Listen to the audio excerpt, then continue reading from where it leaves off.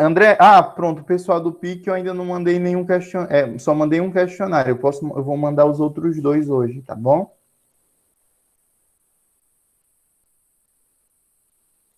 Pronto, A1 do questionário 1. Deixa eu abrir aqui lá no...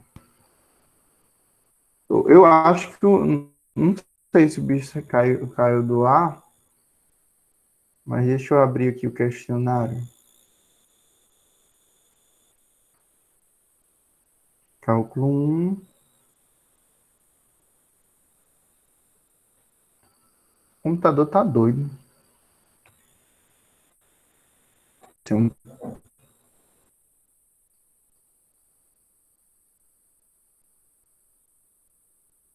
questionário 1. Vou reabrir ele.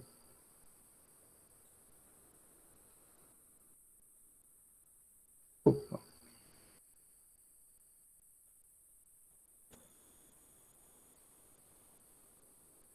pronto. Deixe. Pronto. Essa questão 1 aqui é sua ou não? Qual é a questão 1 que você fala? Porque eu acho que fica mudando. Qual é a questão 1, Yasmin? Essa daqui ou essa segunda? Porque eu acho que seria qual?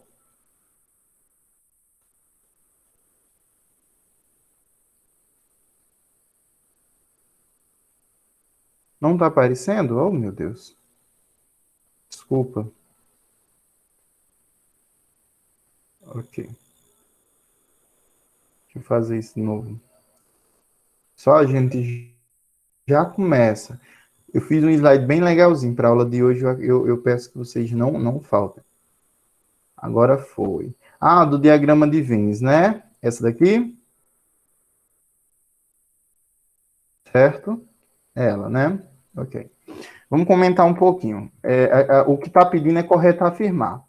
Vamos ver, olha. O item A. É correto dizer que o não pertence a B? Deixa eu ver. É correto dizer. Deixa eu ver. Deixa eu ver. Aqui fala um pouquinho.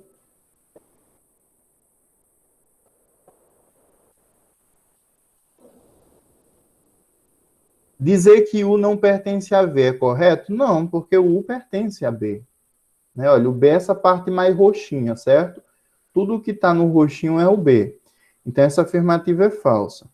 Segunda afirmativa, é correto afirmar que o conjunto A vai ser formado por A, B, C, D, E, F. Vamos ver, olha. O conjunto A é A, B, C, D, E e F. O conjunto A é tudo que está envolto dessa região preta, né? Isso é verdade. O conjunto B é A, E, I, O, U. É tudo que está envolto da região azul. É verdade? É. Então, vou marcar aqui, por enquanto. Vamos lá. É correto afirmar que I pertence a A? Olha, o I está aqui. Ele não está dentro da região preta, tá vendo? O I está nesse canto. Então, isso não é correto. Aí eu vou para outra. Podemos afirmar que A é B, C, D, F? Se você olhar direitinho, olha, B, C, D, F pertence de fato a A. Mas não é igual a A, porque faltou o A e o E. Tá entendendo? Aí, só para finalizar, podemos afirmar que B é igual a E ou U, só que aqui a gente tem uma notação de parênteses. Parênteses vai dizer outra coisa. O correto, para descrever um conjunto discreto, a gente usa uma chave, tá certo? Então, por isso que está errado. Entendeu? Então, a única alternativa correta que tem é o item B. Pronto, ok. Então, pessoal, vamos aqui. Eu já enrolei muito e eu quero... Deixa eu botar aqui a apresentação, certo? Está iniciando aqui.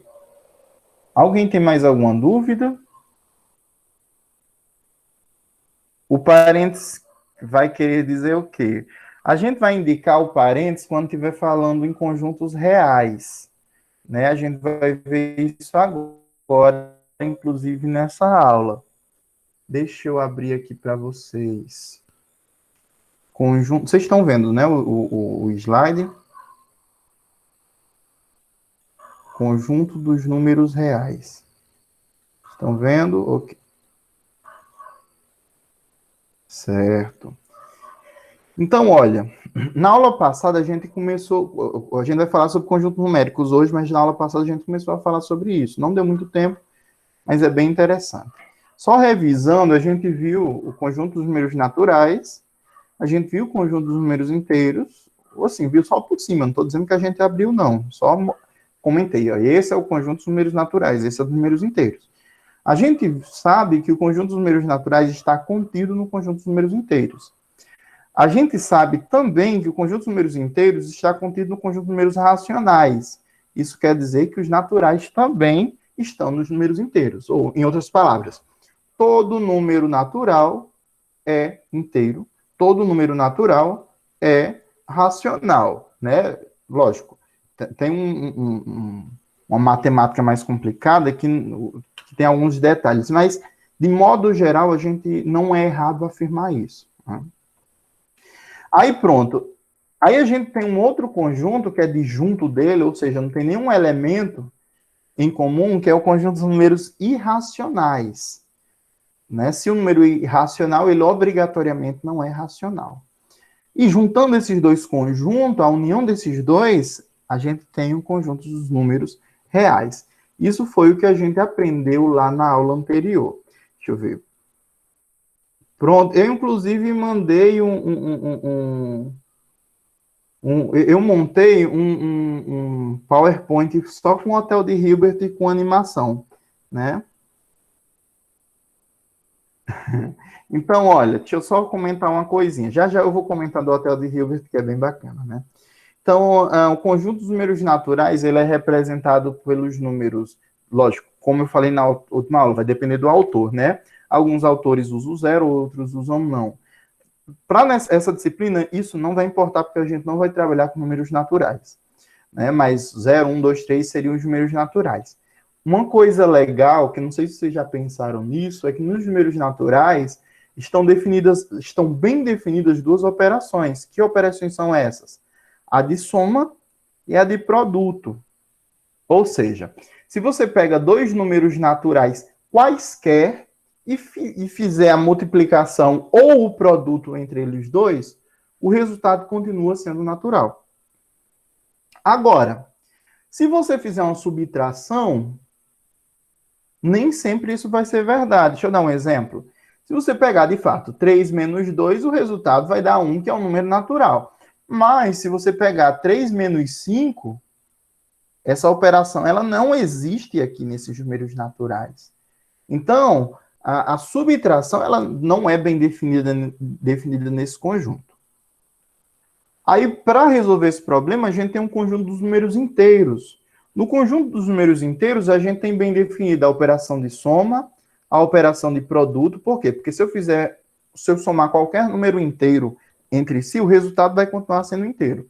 Se eu multiplicar qualquer número inteiro entre si, o resultado vai continuar sendo número inteiro. Se eu subtrair qualquer número entre si, o resultado vai continuar sendo número inteiro. Eu destaco uma coisa, eu sei que aqui a maioria dos alunos...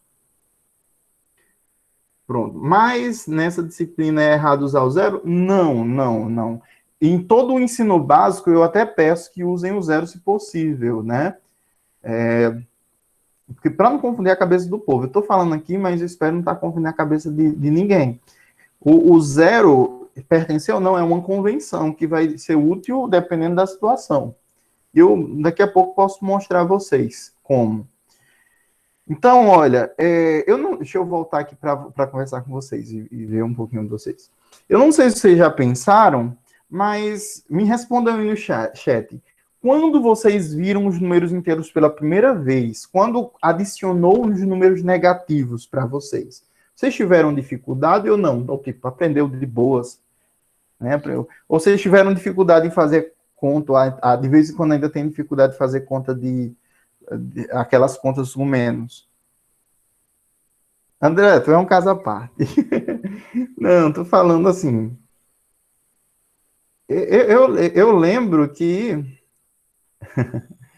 assim, é um erro muito comum, e quando eu falo, é em todos os níveis. No nível médio, no nível básico e na graduação também, né? Então, o que acontece?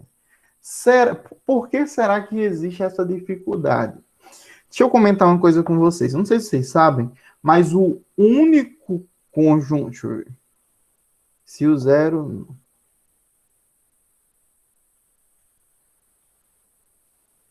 Sim, sim, sim, Wander. Exatamente.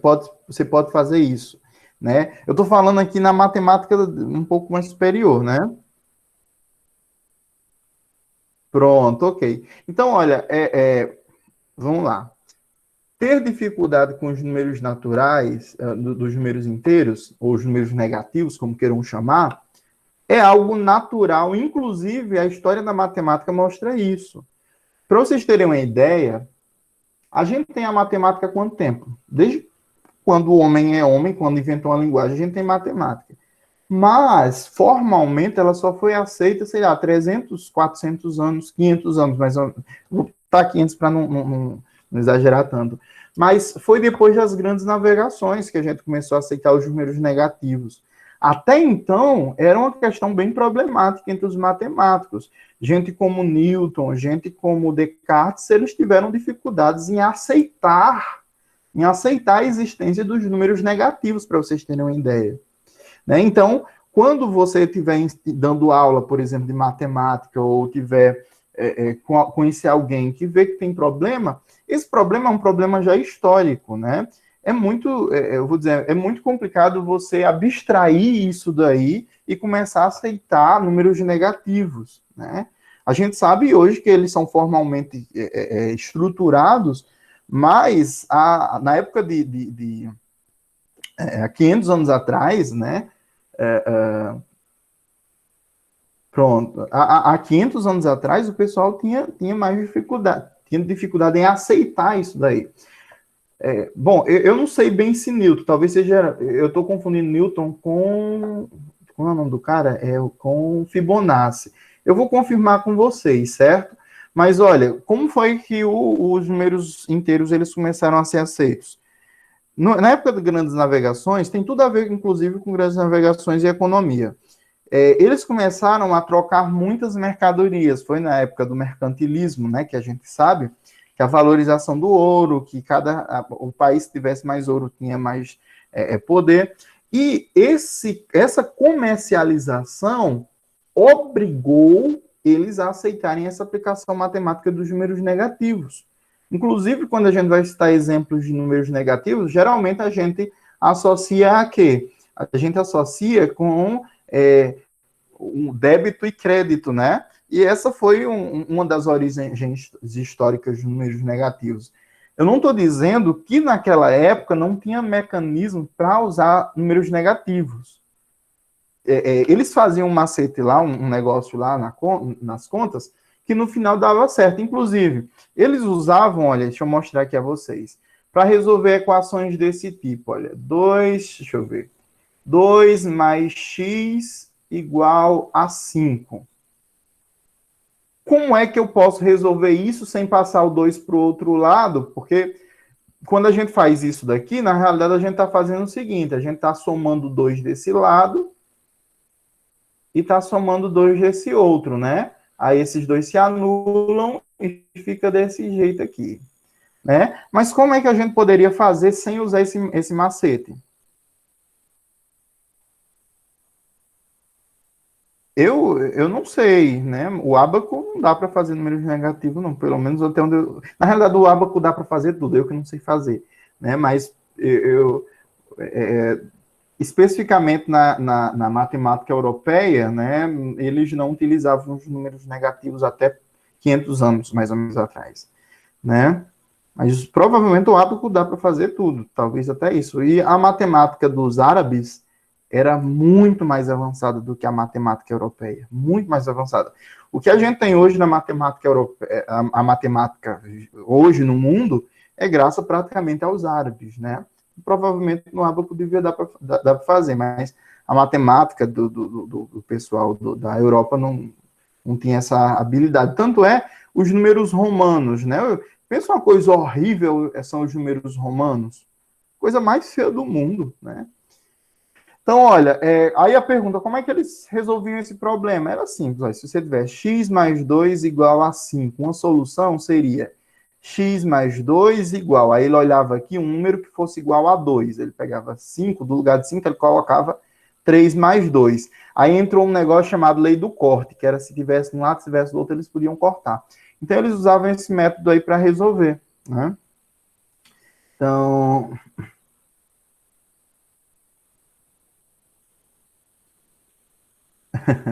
Pois é verdade. Aí vamos lá. A gente tem os números inteiros que ele é bem definido nessas três operações. Só que na operação de divisão, ele nem sempre é bem definido. Porque, por exemplo, se você tem 4 sobre 2, para os números inteiros você tem solução. Mas se você tiver 3 sobre 2, aqui ela não é uma solução inteira, né? Então, qual é a solução para isso? Lembrando que eu não estou falando de forma linear, não, né? Na história da matemática, isso não aconteceu de forma tão linear, não. Você cria um novo conjunto chamado conjunto dos números racionais. O que é esses números racionais? É o conjunto dos números que pode ser escrito como razão de dois números inteiros. Lembrando que o de baixo, o denominador, ele nunca pode ser zero, né? Então, todo número racional, ele vai possuir uma forma fracionária ou uma forma decimal periódica, que eu vou mostrar a vocês daqui a pouco. Aí você também tem os números irracionais. Quais são esses números irracionais? São os números que não podem ser escritos dessa maneira. Então, deixa eu...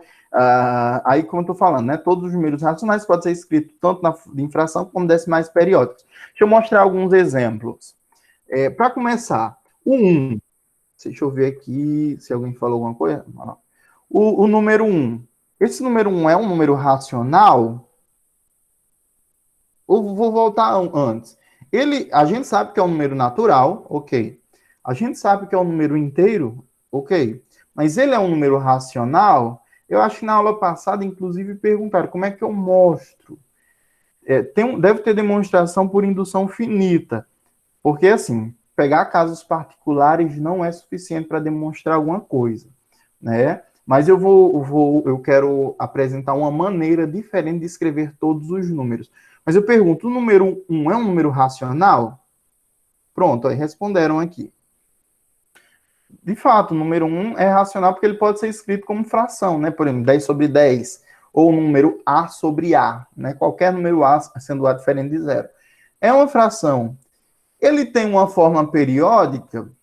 Tem, e daqui a pouco eu mostro para vocês, que é a coisa mais bonita da aula. O menos 5 é um natural? Não, 5 não é natural. 5 é inteiro? Sim, 5 é inteiro, né? É um inteiro negativo. 5 pode ser escrito como razão dos números inteiros? Pode. Menos 5 é a mesma coisa de menos 10 sobre 2, por exemplo. Então, ele é racional. Se eu pego esse outro número, 0,5, é um número natural? Não. É um número inteiro? Não. É um número racional? Sim, porque ele pode ser escrito como razão. 1 sobre 2. 0,42 é um número inteiro? Não. É um número racional? Aí eu pergunto, é um número racional isso daqui? Opa, exato, é um número racional, né? Aí o legal é o seguinte, o Edson deu uma ideia bem interessante aí, deixa eu ver. Então, está errado falar que todo número positivo é natural. Exato, porque 0,5 é positivo e não é natural, né? Opa, pronto, o Edson, ele deu aí a deixa, né? Então, olha, esses números decimais, como é que eu posso fazer ele se transformar num número fracionário, né? 0,42. Então, primeiro, você pode fazer o seguinte, você pode escrever isso daqui como 5 sobre 10. né? Aí simplifica, né? Divide ambos os membros por um fator comum dos dois, né? E você tem um meio. É uma maneira. Esse outro do mesmo jeito, né? Como você tem duas casas decimais, você divide 42 por 100. Só que quando você faz isso e você quiser simplificar ele, você divide em cima e embaixo, por exemplo, por 2, né? Então você vai ter 21 sobre 50.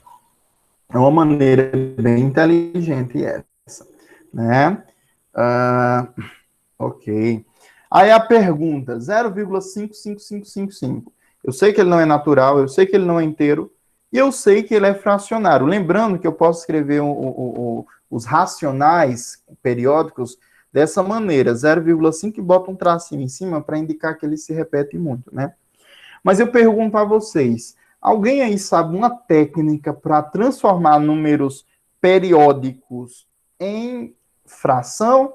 Porque, assim, eu não posso dividir, botar em cima um número dividido por um 10 dividido por tantos zeros, né? Inclusive, eu tive um aluno que escreveu desse jeito, né? Ele pegou e fez 5, 5, 5, 5, deixa eu ver, 1, 2, 3, 4, 5, 6, 7. 1, 2, 3, 4, 5, 6 e 7.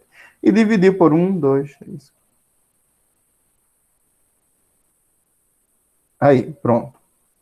Né? Não é viável porque ele se repete, né? Não, por mais que seja um número relativamente próximo, não é esse método correto. E aí, alguém sabe uma estratégia? Hoje, é isso mesmo, é isso mesmo. Né?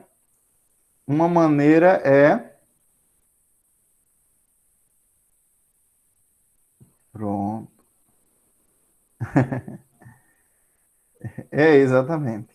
Então, olha, uma maneira é você fazer o seguinte. Deixa eu colocar aqui o ponteiro. Vamos lá.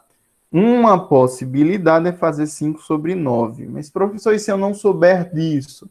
Tem um método de conta para fazer isso? Tem. Você pode fazer o seguinte, você chama x de 0,5555, né? Dessa maneira. Se você multiplicar por 10, essa expressão de cima, você vai ter quem? 5,5555, né? Indefinidamente. Ok. Aí faz o seguinte, subtrai essa expressão segunda da primeira. Você vai ter quanto? 10x menos x, você tem 9x. Quando você subtrai 5,55555 por 0,555, essa parte ela se anula com essa. E você tem 5, né, aqui. Então o resultado vai ser x igual a 5 sobre 9. Não é isso? É uma maneira de fazer. Deixa eu colocar um outro número. E se for 0,515151? Tem aquele método que comentaram aí, né, da divisão pelos 9 e a quantidade de número que se repete. E tem uma maneira, a maneira geral, que seria essa que eu mostrei, que você pode fazer também, né? Que é qual? X igual a 0,50, 51 indefinidamente. Você multiplica, se você multiplicar por 10, x, você vai ter só 5,151515, e não é interessante, né? Se eu multiplicar por 10 de novo, ou seja, se eu tiver 100x, eu vou ter quanto? 51,515151 indefinidamente. Ok. Aí eu subtraio essa última expressão da primeira, e eu tenho quem?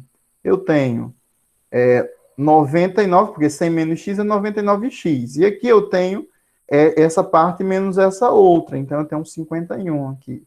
Isso quer dizer que meu x é igual a 51 dividido por 99. Né? É uma maneira de resolver isso. Deixa eu ver.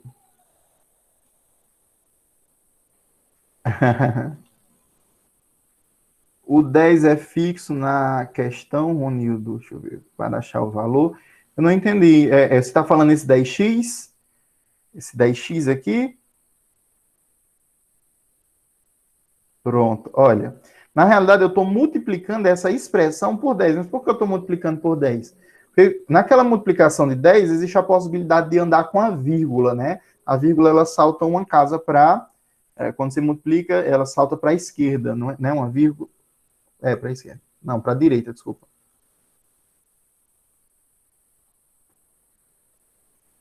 Pronto, entendi. Deixa eu ver, porque multiplicando por 100, por que não multiplicando 100 no primeiro caso? Você até poderia multiplicar por 100 no primeiro caso, só que você ficaria com o seguinte, você ficaria 99x igual a 55, né? 55. Quando você fizer 55 dividido por 99, vai pindar na mesma coisa, né? Vai ficar com o 5 sobre 9. Porque isso daqui vai ser 5 vezes 11 dividido por 9 vezes 11. Né? Você simplifica, fica 5 sobre 9. Certo? Deixa eu ver, Aline. Se for 555, já muda para 1000. Exato, é isso mesmo. Deixa eu ver, Aline. Pronto. Aí pronto, Aline. Se você multiplicar por 100, não está errado. Mas no final, se você quiser simplificar e encontrar a fração reduzida, você vai ter que dividir ambos os membros eu falei agora, por 11, né? Entendeu aí? Não está errado multiplicar por 100. Só que, repetindo, a casa vai ter que andar, vai andar duas vírgulas, né? Vai ficar desse jeito, aqui. Aí o resultado, no final, vai ficar 55 sobre 99.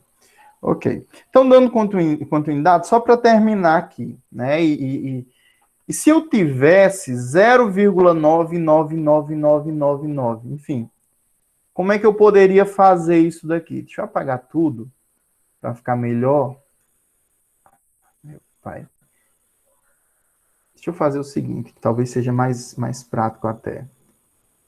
Eu espero que descartar. Pronto, eu descarto tudo e volto. Ok. Então, aqui, nesse daqui, vou fazer o mesmo procedimento para mostrar a vocês, né? Se eu fizer 0,9999 e chamar isso daqui de x, quando eu multiplicar por 10 ambos os membros, eu tenho um 10x nesse lado, e nesse outro eu tenho um 9,9999 indefinidamente, né? Ao subtrair uma expressão da outra, eu tenho que 9x é igual a 9. Ou seja, x é igual a 9 sobre 9, ou seja, x é igual a 1. Professor, você está dizendo que 0,999 indefinidamente é igual a 1? Sim. Eu lembro que eu tive um choque na hora que eu descobri uma coisa dessa, mas como eu comentei na última aula, não é difícil você aceitar isso, pelo seguinte, se você soma um terço, mais um terço, mais um terço, nesse lado você tem 0,3333 indefinidamente. 0,333, né? E 0,333 aqui. Ao somar esses elementos aqui, um terço mais um terço mais um terço, você sabe que dá 1. Mas se você fizer essa soma desse outro lado, dá 0,99999, né? Então, faz sentido isso. Deixa eu ver. Exatamente, deixa eu ver. É bem legal. Ficou na faca do... Não. Né? Ele... Porque, assim, 0,999 é igual a 1. Inclusive, por exemplo, como é que eu descrevo o número 2 de forma decimal periódica? Eu posso fazer que isso é igual a 1,99999 indefinidamente. 9. Esses 9 aqui, eles não param em algum lugar, não. Estou falando em infinito, certo? Entra na questão de limite e continuidade que a gente vai ver agora nessa disciplina, tá certo? Então, nesse caso, não existe nenhum truque, não existe nenhuma invenção. 1,9999 é igual a 2, assim como 3 é igual a 2,99999 indefinidamente. Inclusive, eu quero que vocês depois deem uma olhadinha e façam esse teste. Veja, usem esse método aqui que eu mostrei, ou usem qualquer um outro, para chegar a essa conclusão, né? Então tá bom, é bem interessante. Sim, sim, é infinito. Quando acontece infinito, acontecem umas coisas meio doidas, não, umas coisas completamente doidas. Deixa eu, inclusive, já ir abrindo um slide, porque eu espero, pronto, esse slide, eu estava com medo dele não tá funcionando, mas ele vai funcionar, se Deus quiser. Então, deixa eu mostrar uma coisa a vocês, eu vou começar a comentar sobre infinito daqui a pouco, né? Eu espero que dê tempo, mas olha, um conjunto de números irracionais, ele é formado pelos números que não pode ser escrito como razão de dois números inteiros. No caso dos irracionais, eles nem podem ser escritos como fração de dois números inteiros, nem podem ser escritos como números periódicos. Deixa eu dar um exemplo aqui. Se você olhar para esse número, eu já adianto a vocês que ele é um número irracional, apesar de bem comportado. Por que bem comportado? Porque ele tem um padrão, mas ele não é periódico. Olha, periódico é que se repete depois de um tempo, né? Aqui você tem 1,01, 001, 0001, 00001, e assim vai, sempre vai aumentando um zero. Ele não é periódico, porque não vai se repetindo uniformemente. Ele é bem organizado, né? Mas ele não pode ser escrito como razão de dois números inteiros. Um outro exemplo de um número que é irracional é o número π. Inclusive, eu recomendo, quem nunca fez isso, que faça pelo menos uma vez na vida, o seguinte: pega uma panela, uma tampa de panela, né, que geralmente é circular, use uma fita métrica e meça a circunferência dela, né? Aí pronto, você mediu, né? Eu vou pegar esse bicho e trazer para cá, né?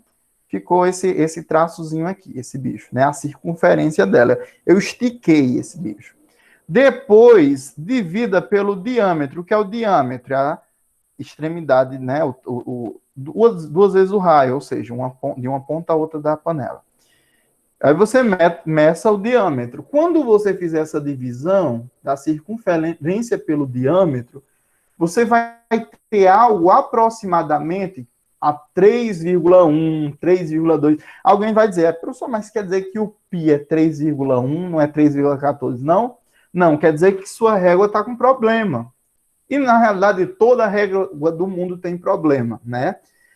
Não existe uma régua perfeita, né? Mas se existisse uma régua perfeita, né, que mostrasse até na estrutura do átomo e passasse por isso, essa razão aqui, né, que seria a circunferência pelo diâmetro, daria um número irracional, ou seja, um número com infinitas casas decimais que não são periódicas, né?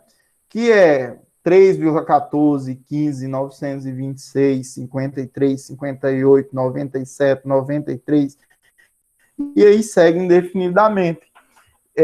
Inclusive, daqui a pouco eu vou mostrar uma imagem bem bacana sobre isso. Alguma dúvida? Deixa eu ver aqui, eu não tô acompanhando o chat. Meu Deus, tento mudar a página e acaba indo para outra coisa. Pronto. Olha, aquele negócio. Quanto mede π? Se alguém perguntar um dia a vocês, quanto mede π? Você diz assim, olha, π mede π. Do mesmo jeito, quanto mede 2? Quanto mede 2? 2 mede 2.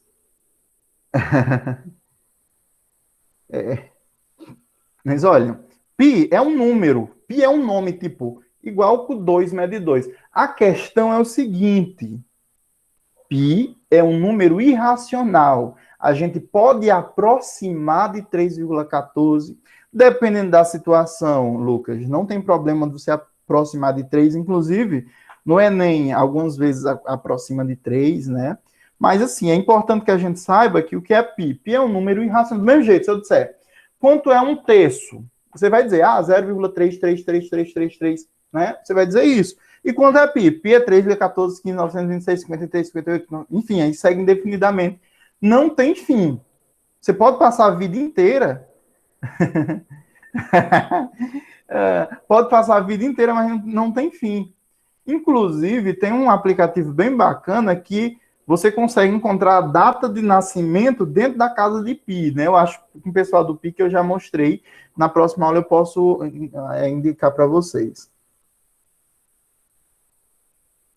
Exato, sim, né? Para você dizer que pi é igual a 3, a questão vai dizer assim: considere que pi é igual a 3, né? Mas tem que estar escrito. Mas se não sabe, você usa mais ou menos 3,14, não tem problema. Mas por isso que é importante o aproximadamente, né?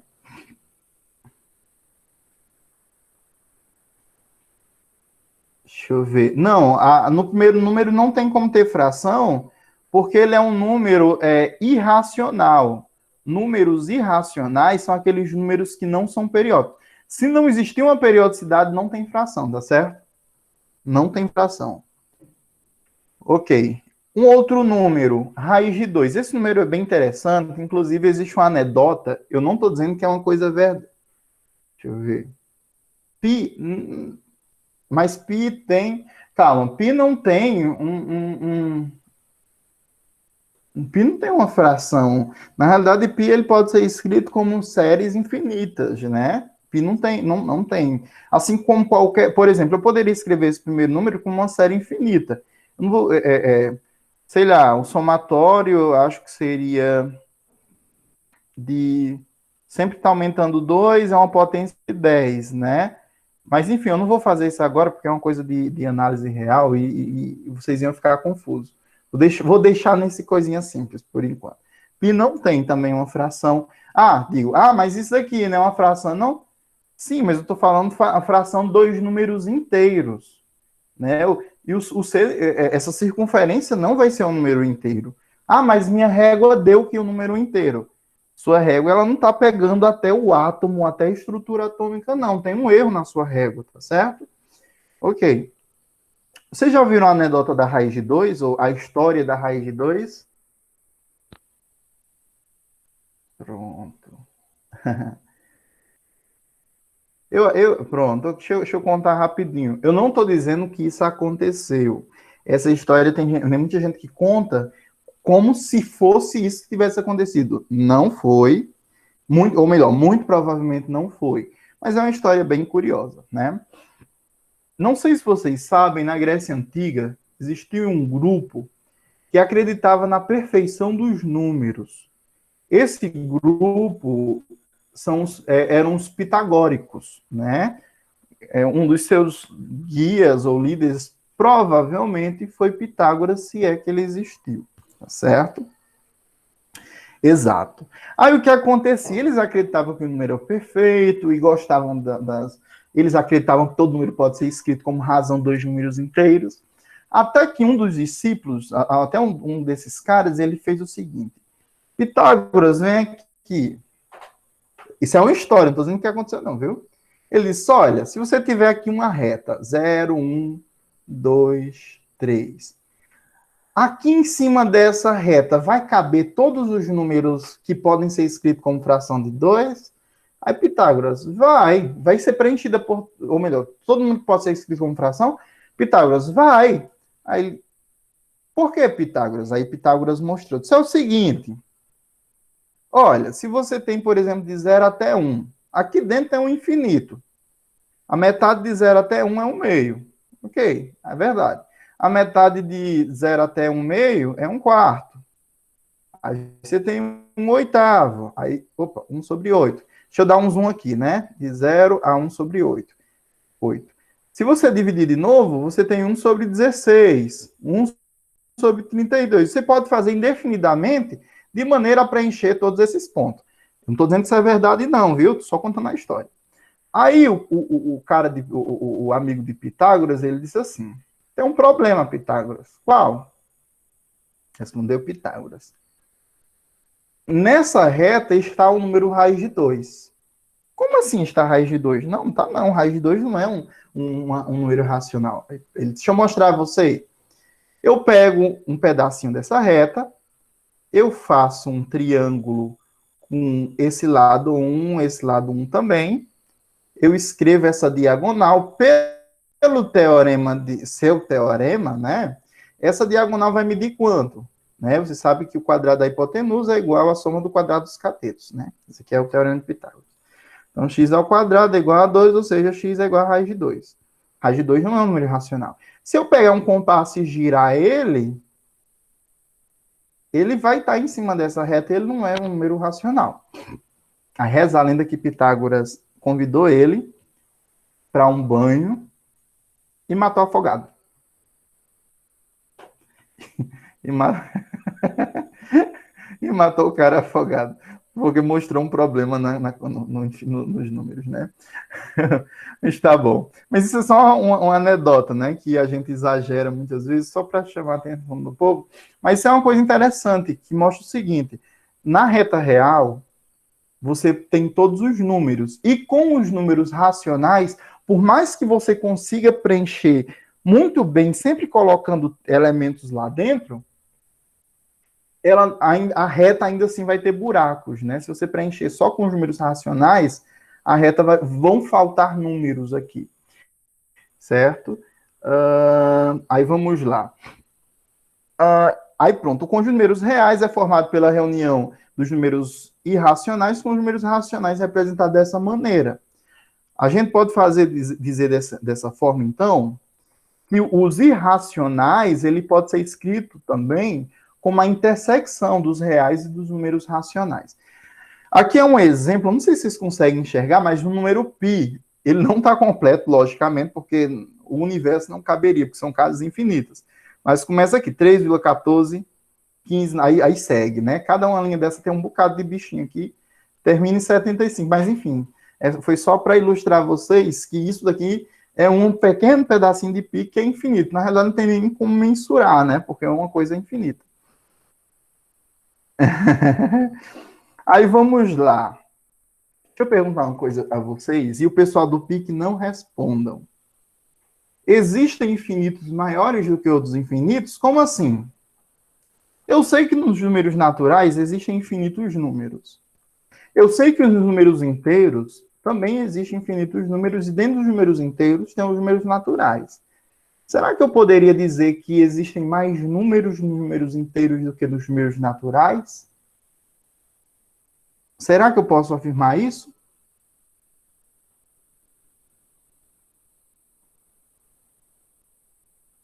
Não, pi não tem um final. O dedo do Costa, né? Deixa eu perguntar para o pessoal da matemática. E aí? Existe... os números inteiros têm mais números do que os números naturais? Porque alguém pode pensar assim, mas os números naturais na reta real é assim, 0, 1, 2, 3, aqui. Nos números negativos, -1, -2, -3 aqui. Então, logicamente, se os naturais é só isso e os inteiros é tudo isso, os inteiros vai ter o dobro dos naturais. Vocês acham que isso é verdade? Ou melhor, porque eu estou sendo bem tendencioso já para vocês dizer que não, né? Mas assim, e aí, vocês acham que...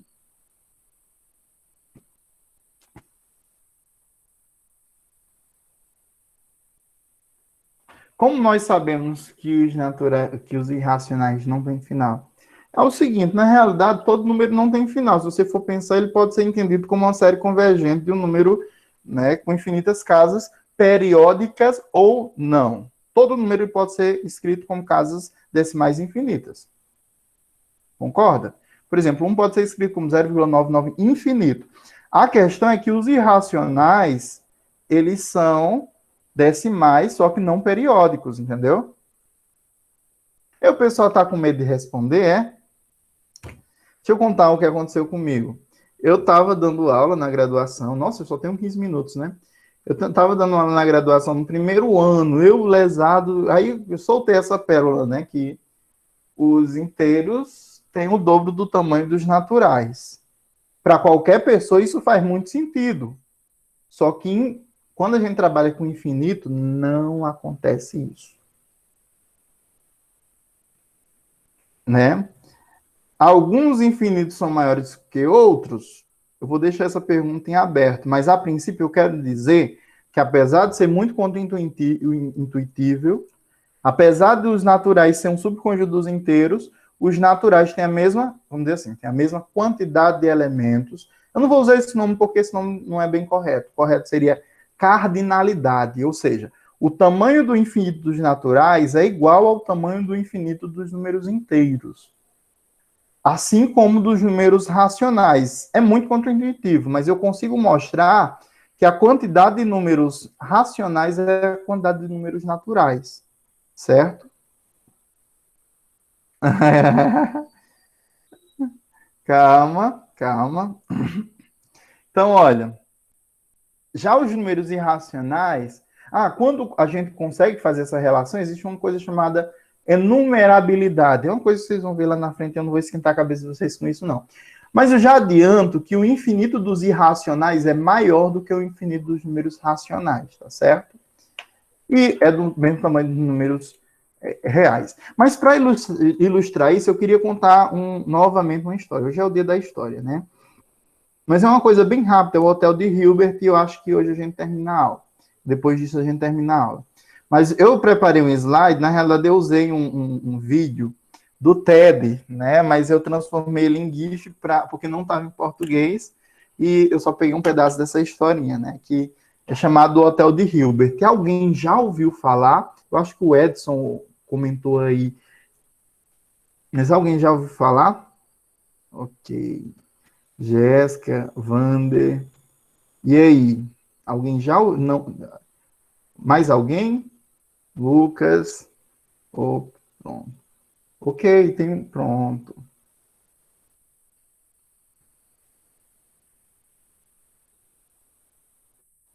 Ok. Mais alguém? Então deixa eu ir por conta do tempo, né? Mas é o seguinte. Essa história ela foi feita ou desenvolvida por um cara chamado Hilbert, né? Hilbert foi um matemático muito famoso do século XX. Ele, inclusive, deixou alguns problemas da matemática em aberto, né? A matemática ela não está fechada. Mas, às vezes, essa história também é retratada como o Hotel de Cantor, né? O que acontece nela? Existia um hotel com infinitos quartos. Infinitos quartos. Quando eu estou falando infinitos, é quarto 1, 2, 3, 4, 5, 6, até o infinito, né? E o que aconteceu? Certo dia, apesar de ser um hotel infinito, durante um tempo esse hotel ele estava fechado. Fechado não, estava lotado, né? Já estava cheio, né? Totalmente cheio. Chegou um visitante querendo um quarto. E quando chegou lá, o recepcionista disse: olha, cara, o hotel tá cheio, não tem como a gente colocar, não. Aí o Hilbert, que era o dono do hotel, muito ganancioso, ele disse: não, vamos fazer um jeitinho de colocar esse cara. E eu tenho uma estratégia. Você faz o seguinte: como a gente tem infinitos quartos, eu peço para a pessoa que está no quarto 1 ir para o quarto 2. Eu peço a pessoa que está lá no quarto 2 para ir para o quarto 3, para o 3 para o 4, 4 para o 5, 5 para o 6. O N vai para o quarto N mais 1. Né? Ou seja, todo mundo se desloca uma casa à frente. E dessa maneira, o quarto 1 vai ficar livre. Né? Livre para receber os hóspedes. Tá certo? Estão entendendo aí? Ok. Aí alguém poderia perguntar, mas por que não manda a pessoa que está no quarto 1 para ir para o infinito? Né? Ia mexer menos gente. O problema de você fazer isso é porque ele ia morrer andando e nunca ia chegar. Mas se você mandasse um e-mail avisando para todo mundo, olha, quem está no quarto N passa para o quarto seguinte. A pessoa que está no quarto 1 trilhão, um zilhão, ela vai passar para 1 zilhão e 1. Né? Sempre você vai ter quartos, né? Então fica mais simples de fazer. Então, dessa maneira, ele conseguiu colocar o hóspede lá no quarto. No dia seguinte, esse cara ligou, né, avisando a família. Ele tinha 40 familiares. Né? Os 40 familiares chegaram no hotel e queriam se hospedar. O cara usou a mesma estratégia, que era o quê? Era, agora, do lugar de 1, vai ter 40. Ele vai pedir para a pessoa que está no quarto N ir para o quarto 40.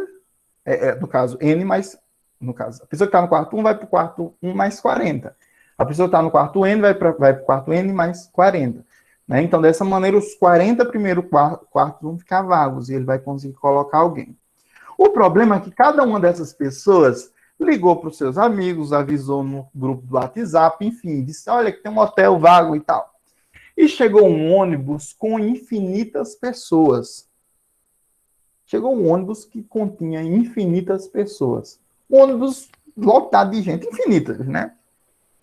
Será que teria alguma estratégia para ele colocar essas pessoas no hotel, já que o hotel já está lotado? Porque assim, se fosse uma quantidade finita, sei lá, 1.000 pessoas, tem uma maneira bem fácil de você fazer isso, que seria qual? Deslocava a primeira pessoa para o quarto 1.001. Daria certo, os primeiros 1.000 ficariam vagos. Só que você tem uma quantidade infinita. E aí, como é que você pode fazer? Alguém tem alguma ideia?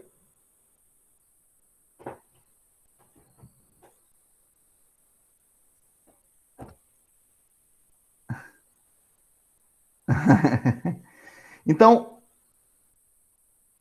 ok. A pergunta é: qual foi a estratégia para colocar infinitas pessoas dentro de um hotel já lotado com infinitas, os quartos todos infinitos lotados? Será que tem um jeito? Ok. Olha o que foi, olha a sacada do Hilbert. Ele fez o seguinte: a pessoa que está no quarto 1 vai para o quarto 2. A pessoa que está no quarto 2, ela vai para o quarto 4, ou seja, o dobro. A pessoa que está no 3 vai para o 6, para o 4 para o 8, 5 para o 10, né? 6 para o 12, ou seja, cada pessoa vai para o quarto o dobro dele. Tá entendendo? O dobro dele. Existem infinitos quartos, mas, por exemplo, a pessoa está no quarto 100, vai para o quarto 200. Então, dessa maneira, se você prestar atenção, todos os quartos ímpares ficaram vagos. E dessa maneira, ele conseguiu colocar infinitas pessoas, porque existem infinitos números ímpares. Vocês concordam com isso? Né? Tem infinitos. É muito contraintuitivo, muito contraintuitivo mesmo. Mas, enfim, dessa maneira ele conseguiu colocar infinitas pessoas. Aí o que aconteceu, né? Você tem infinitos ímpares, infinitos pares, né?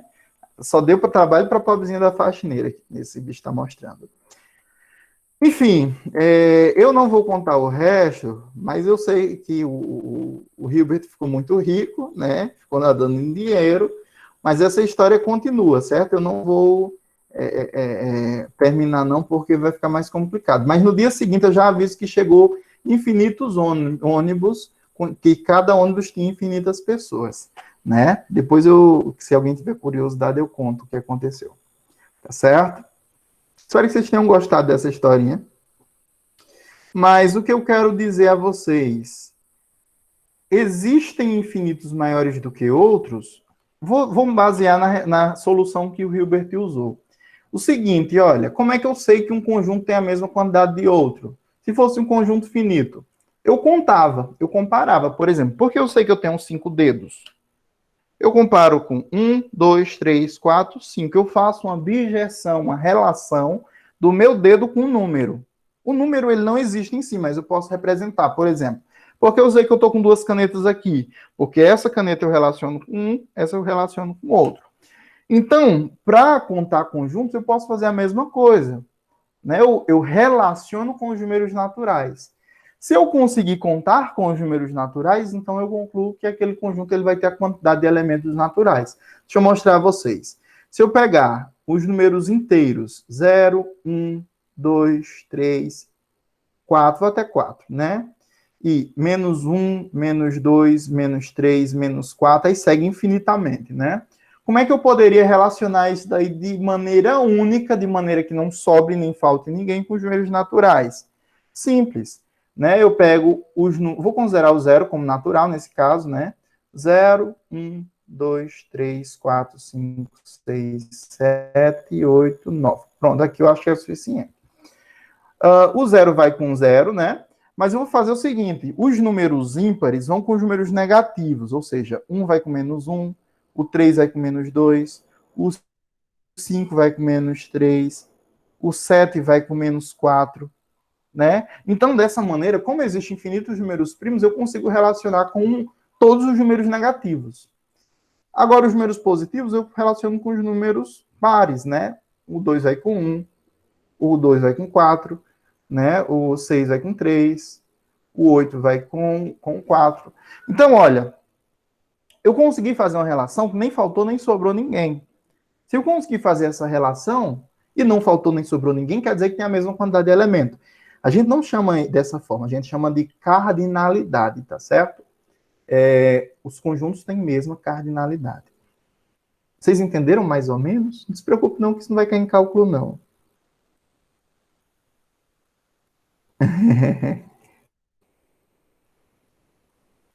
Pronto, olha. Eu estou relacionando dois conjuntos infinitos, mostrando que esses dois conjuntos, apesar de serem infinitos e aparentemente tamanhos diferentes, eles podem se relacionar de maneira única, de forma que não falte nenhum elemento. Eu não vou fazer isso por conta do tempo, eu só tenho 6 minutos aqui, mas, olhem, os números racionais, eu já adianto que existe possibilidade de você fazer isso, também, de você relacionar com os números naturais. Já os irracionais, ele não tem essa possibilidade. E eu posso mandar para vocês depois uma palestra lá do professor do IMPA, explicando de maneira bem lúdica, bem interessante essas duas justificativas. Eu só não vou fazer aqui mesmo, porque a gente não tem mais tempo, né? Eu gastei muito tempo enrolando vocês. Falei do Hotel de Hilbert, números reais, passando bem rápido, só para a gente finalizar a aula, é o seguinte. Essa aqui é uma curiosidade também, que enfim, eu tenho que falar dela. Se você considerar os pontos que estão sobre essa reta nos números reais, ou seja, se você colocar números reais, sei lá, do intervalo de 0 até 1 aqui, será que você consegue fazer uma objeção, ou seja, completar os pontos também nessa de cima? A resposta é sim. E como? Uma das alternativas é marcar os pontos nas extremidades, marcar um ponto fora e formar um triângulo, né? Um triângulo de maneira tal que essas duas retas, apesar de tamanhos distintos, elas sejam paralelas, né? Então, por exemplo, se você toma um ponto nessa reta maior e você liga esse ponto com o ponto fora das retas, você consegue encontrar um único ponto nessa reta menor aqui, né? E você pode fazer isso com infinitos pontos. Sempre você vai conseguir encontrar uma relação ou uma bijeção. O que é uma bijeção? É uma relação única sem sobrar nem faltar ninguém, com os elementos da reta pequena. Então, se uma reta é composta por pontos, a quantidade de pontos que existe nessa reta maior vai ser a mesma quantidade de pontos que existe nessa reta menor. É muito contraintuitivo, mas isso é verdade. Ronildo. Vou finalizar aqui. Quando a gente quer representar uns conjuntos numéricos, dos números reais, a gente geralmente representa esses números reais numa reta. Por quê? Porque os reais, axiomaticamente, ou seja, a gente aceita isso, não tem como demonstrar isso. A gente aceita que todos os reais estão em cima de uma reta. Ok. Então, se um ponto está à esquerda de outra, como por exemplo, o A está à esquerda do outro, a gente diz que o A ele é menor do que o B, independente dos números, né? Sei lá, se isso daqui fosse 5 e aqui fosse 10, seria essa posição, né? Aqui, que vou botar uma setinha aqui indicando, né? Uma seta indicando. Então, tanto é que se você fizer B, o valor de 10 menos A, o resultado ainda vai ser maior do que zero, ou seja, o resultado vai ser positivo. Isso vale para qualquer número. Se eu colocar menos 5 e aqui menos 2, e eu fizer menos 2 menos 5, o resultado vai ser positivo. Sempre vai ser positivo. Se você subtrair um número que está o número da direita menos o número da esquerda, o resultado sempre vai ser positivo. Existe uma possibilidade também dos valores serem menores ou iguais, né?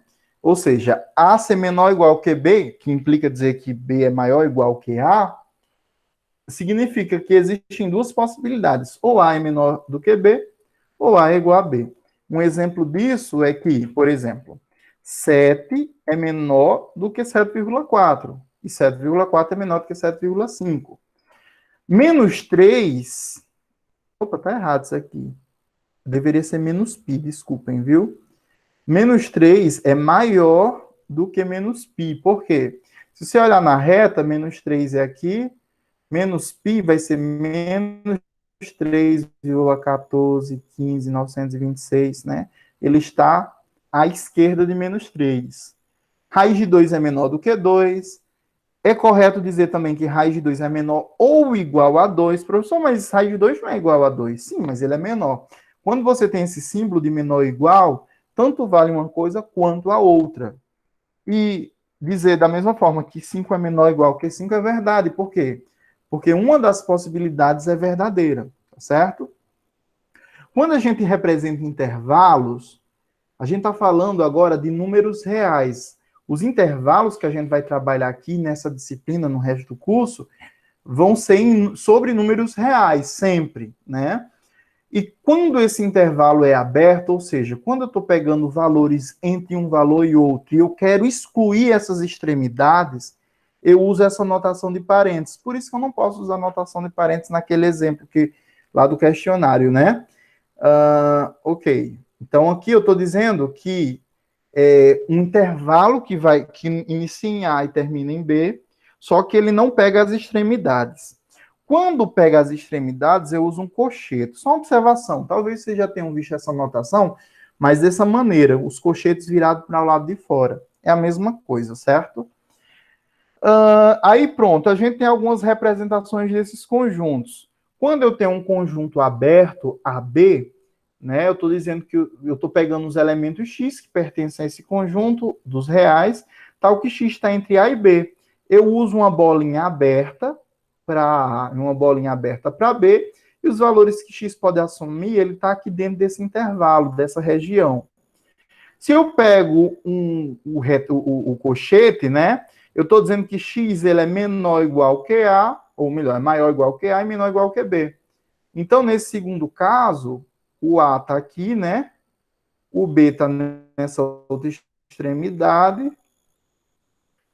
E os valores podem assumir qualquer valor dentro desse intervalo, inclusive as extremidades. Por isso que a gente chama de intervalo fechado. Existe a possibilidade de ser um intervalo semiaberto, ou seja, fechado em A e aberto em B. A gente usa a bolinha. As brancas é quando estão abertas, as pretas é quando estão fechadas, certo? Semiaberto em B, nesse caso vai ser aberto em A e a bolinha fechada em B, certo? Aberto só em A, isso quer dizer o seguinte, esse intervalo aberto em A e mais infinito, quer dizer assim, qualquer valor maior do que A. Então, se A está aqui, então, opa, eu fiz errado aqui, é aberto, né? Então, deixa eu botar a bolinha branca. Então, a bolinha branca, né? Segue até infinito e vai, né? De forma análoga, se fosse fechado, né? Fechado em A isso inclui o valor de A e pode seguir qualquer valor infinito. De menos infinito até B aberto, então seria essa situação aqui, só para finalizar, de menos infinito até B fechado. Se eu quero pegar o conjunto de menos infinito a infinito, eu pego toda a reta real, tá certo? Pessoal, obrigado pela atenção, desculpe se eu passei alguns minutinhos, mas eu vou ter que sair porque agora eu tenho uma aula na disciplinas de cálculo, de álgebra linear. Deixa eu ver. Rony, então não existe segmento maior que outro. Opa, eu não entendi, André, a sua pergunta era interessante. Mas amanhã, na próxima aula a gente pode ver. O professor vai abrir a terceira atividade para a primeira semana. Não, vai sim, vou abrir. Todo dia a gente tem uma atividade diferente, mas são coisas bem simples. Os questionários, não se preocupe, vocês têm uma semana para resolver, tá certo? Valeu, tchau a todos. Se cuidem. Os questionários duram uma semana. Obrigado pela atenção, pessoal. Até segunda, certo? Quem puder assistir, a aula de hoje foi muito bacana. Vocês participaram muito.